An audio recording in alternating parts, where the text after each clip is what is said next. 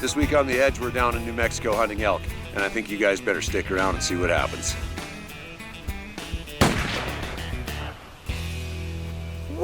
What just happened? Live on the edge, 'cause brother, win or lose, it's all in what you do with the chance you're given. Yeah, through the wind and rain, you feel your heart pounding. You got one shot, what you got? Tell me what's it gonna be? You gotta make the most of this opportunity. If others fail, make sure you succeed. On the edge. The Edge is brought to you by Browning, Vortex, Cabela's, Hornady, Jimbo's and Black Gold, Stealth Cam, Walker's Game Ear, Outdoor Edge, High Mountain Seasonings, Plano, Tenzing, Gold Tip Arrows, Driving Force, Prime Bows, G5 Broadheads, Grizz Targets, Hawk Tree Stands, Rifle Caddy, and Tree Stand Buddy.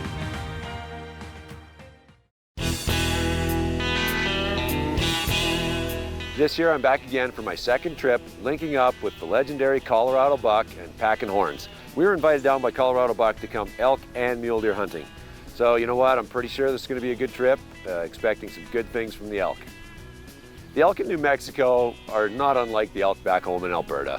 I mean, they're doing the same thing. They're traveling quite a ways for water and food, and they're staying secret and solitary in the thicker, heavier cover. Colorado has a great camp setup. He's moved in a generator, you know, you got running water, power, heck, you even got satellite TV.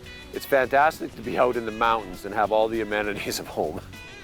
This is a ranch that's located in the northern portion of New Mexico, very close to the Colorado line, and it's 20,000 acres, part of a 40,000 acre operation, but this is 20,000 acres.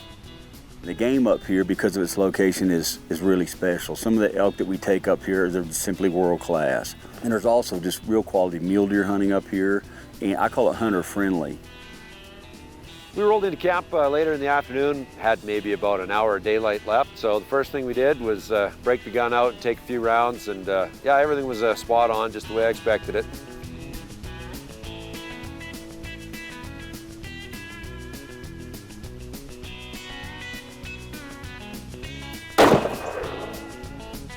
I'm so happy to be back, and you know, the conditions look good. They had a rain late in the fall, so there's still water up here in the high country, and the grass is still pretty green. I mean, last year, if you remember, we fought pretty hard. It was dry, and it was, you know, not too much to eat, and the elk could kind of move through, but we still ended up taking a great bull. This year, I think the chances are even better to see a lot more elk because the conditions look very favorable. I can't wait to get out tomorrow.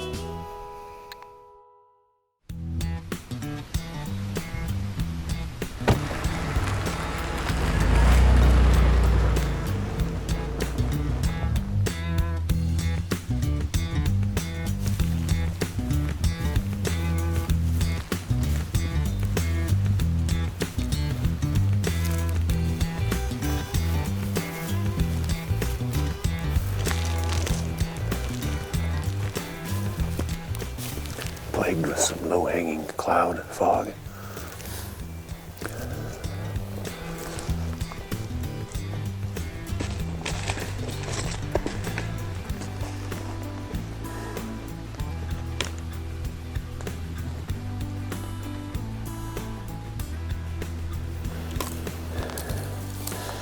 Steve spotted an elk across the valley. Yep. There could be a bull with her. You would think there'd be more elk around there. I was walking to the right, it's a bull. And that's a little bull. It's a little bull, yeah. Sure is. It's like a little 4 or 5. It's way too far to shoot. If it was a big one, we'd have to move him. Yeah, I got, down below him I got 600 yards, so he's probably at least 8 or 9.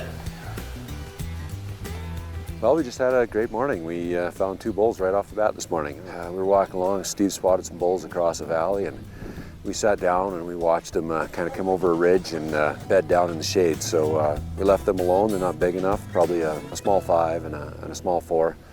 So we're going to carry on and go look for some mule deer now.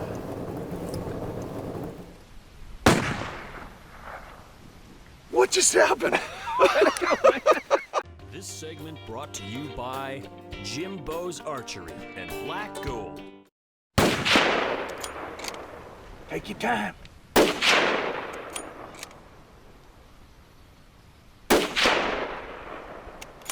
You hitting him? I don't know. Yeah, you hitting him. What just happened? Oh my God. I don't even know how to explain this. That happened so fast. We've been out all morning walking, and we spotted 2 small bulls back quite a few miles away, and we're moving to another area, checking sign. We're driving along and we're like, there's a bull right there. Well, what do you do? I mean, jump out and I'm like, it's a big one. And I think, I don't know, he looks like he's been injured from fighting because he was having a hard time getting up that hill. Yeah, I wonder if he was he was bedded in that shade right there? I don't know. Right there and jumped up. So you're not going to get to see much footage of this bull, but we weren't letting him get away, were we? No. Walking up to that elk was pretty cool, I got to tell you. You know, I've never had a chance to put the crosshairs on something that big before. And to have everything happen so fast and you didn't really have time to react. I mean, I basically just jumped out, we got the camera rolling, and we shot the bull. So you walk up and you're like, holy cow, this thing is way bigger than we expected. And it was just a beautiful sight to walk up on such a mature bull. He's got an extra point. Holy you know what? After the frickin' 1,000 miles I've walked this year through Idaho, Alberta, and New Mexico, I deserved a lucky break, I'll tell you that right now. Thank you. Rather be looking good. Yeah. He's got the same thing right here as my bull did last year. He forks right here. That's crazy. Same genetics. And he has the exact same fork. We don't. Yeah, and huge mass. Like, look at this. I can't put my hand around that even close. Wow, and he carries it all the way up. And look at these, how long they are. The genetics in this country is just amazing. Look at that. Oh, what's wrong with, he's got a broken leg. Look at this. He's got a broken back leg. See that? There's nothing left in there. Look at his hoof. Holy cow. And that hoof's all something wrong with it. Steve and I walk up on this bull, and it was very apparent once we got there that there was something wrong with this animal. We realized right away that the reason he hadn't ran very far when we come driving up is because he was sick. There was something definitely wrong with him. His feet were all cut up and he had marks all around his legs. It appears that he'd probably been caught up in a fence or something, we don't know, but he was in really rough shape and very emaciated, had lost hundreds of pounds. Wow, he is in rough shape. This bull would not have survived. There's not a chance. Look at this hoof too. Yeah, I saw that. I bet you this meat's no good. It may not be till we get it out, but I tell you what, I'll pull the truck up here and we'll hook the winch to him and drag him down the hill. Good hunt, Helgie. He's in the back of the truck. Let's go to camp. Yes.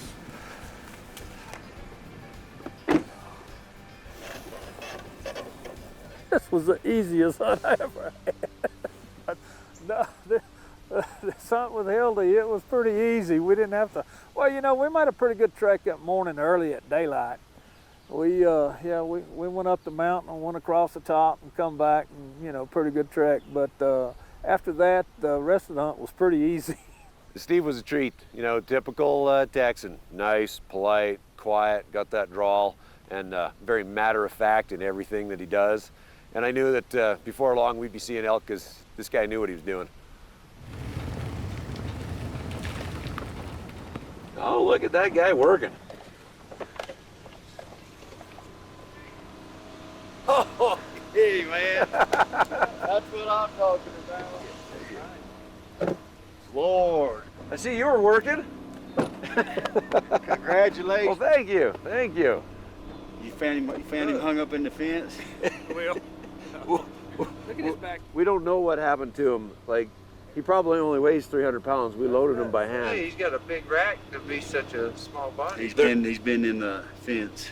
Boy, isn't that a beautiful bull? It is a beautiful bull. That's what you come to northern New Mexico to hunt right there. Absolutely. That's your good, solid bull for right here. It is. It is a good bull.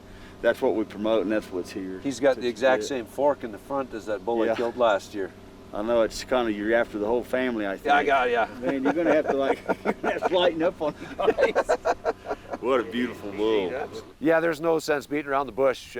This was an easy hunt. I got out of the truck and jumped out, and as soon as I saw how big it was, I was like, we are absolutely trying to get this elk. He was huge, and he just ran up the hill a little ways and stopped to give us a shot. I don't even know what to say. I got to thank my lucky stars. Every once in a while, you just got to get lucky, man.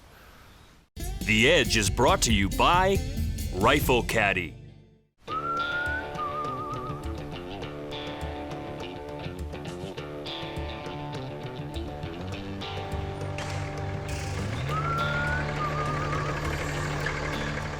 Primarily, we came down to hunt elk, but holy cow, we got one done right away, and we were very grateful, very fortunate to hunt. So we moved on for mule deer. I was pretty excited to get in and hunt the mule deer here because this is the first time in 25 years that anyone had been allowed to hunt mule deer on this ranch.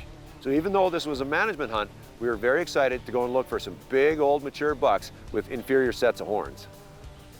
By doing this culling program and working on that, we will. It's not rocket science, we'll turn it around. You take the bad stuff out and leave the good stuff there to multiply. What we're looking at right now, unfortunately, is trophy hunting effects when you just do trophy hunting. So the plan and the ultimate goal is to do some management hunts for a couple of years, remove some of the inferior genetics so that a lot of the older, bigger bucks are starting to breed or continuing to breed and passing on those strong genetics. So that in a couple of years' time, when we come back and do trophy hunting, well, that's what we're after.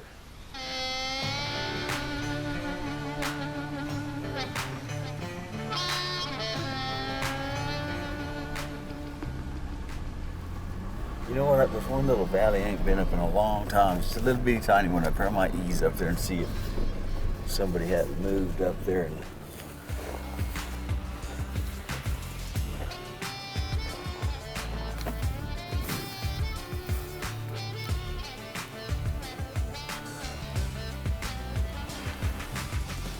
Because I only seen one or two fresh tracks back through there, but I haven't found any fresh droppings yet, so they might not be coming over. I don't think they are. I don't think they're for the same reason. But that pond's down there and it just wore out. Yeah.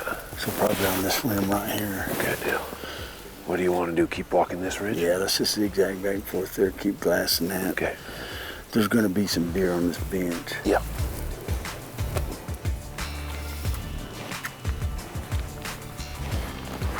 You know what? We've been just walking and glassing, checking out some darker north face slopes, and there's definitely mule deer in here. We're seeing some sign, and it's pretty cool to walk around with Colorado because, I mean, he's been on this ranch for quite a while and obviously guided thousands of hunters over the years, but each time, it's pretty special, and so I'm having a lot of fun.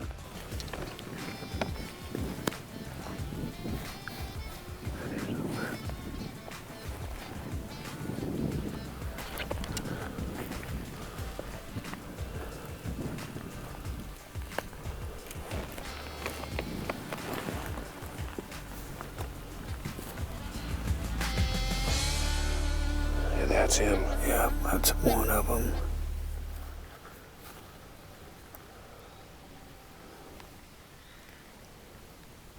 Yeah, there's a bunch of does in front of him. That's the buck we've been looking for.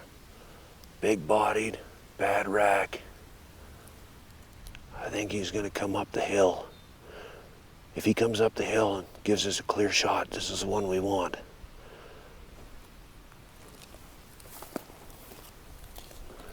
There's a buck down there that Colorado wants us to take, but there's too much stuff in the way. We gotta move down and around, get down below and put some trees in between us and try and get closer for a shot.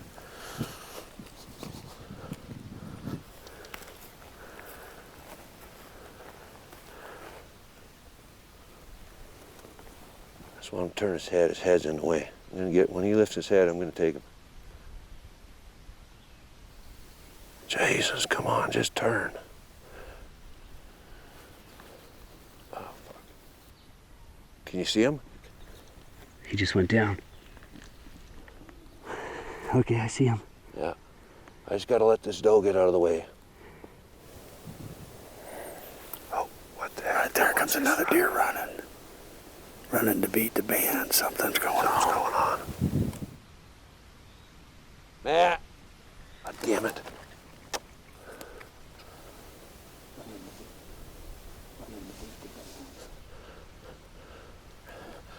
Well, we came down canyon from camp and we spotted a group of like a dozen deer, and there was definitely a buck in there we wanted. He's a big, mature buck, 4x3 or 3x3, never gonna grow to be anything good horns, and that's what we're down here to take. And so we got into position, then he moved down into this creek bottom. We moved in and up, got into position again, and I had a clear shot, and a doe walks in front of us. So we're waiting for the doe to clear, and all of a sudden the other deer just came running out of the hills and spooked him off, and then we just ran up into this draw, and they're gone. It's like we had a deer in front of us for like 10 minutes, and do you think we could get our stuff together? Oh my goodness. Well, we'll just have to come back and find him tomorrow. This segment brought to you by Stealth Cam.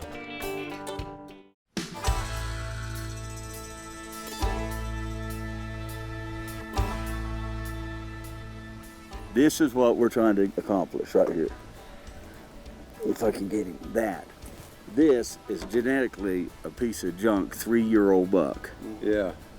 And you look at his burrs and his nose and his body size and weight.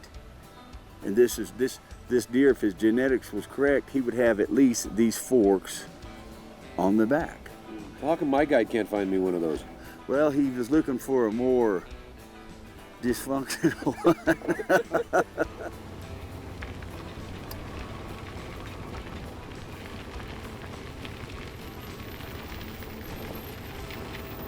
I can feel the mist.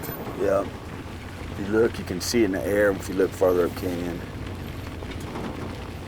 Okay, stop.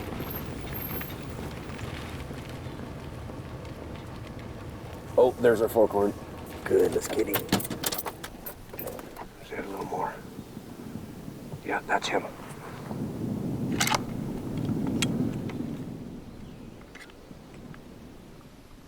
Ready? Ready?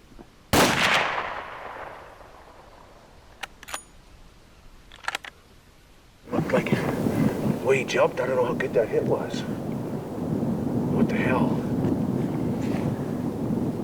Last night of the hunt here, and it's been misting all afternoon, and we decided to drive this one last canyon. Sure enough, we spotted the buck we've been after for like 3-4 days. He's a 3.5-year-old buck, and all he's got is a fork. That's it. He's big body, fork. He's the perfect deer that Colorado wants off of this ranch. He was standing there a nice 100 yards away, and we took a shot, and I think the hit was pretty good. So let's go see what we can find. He was right in here somewhere, hey? And then he took off this way.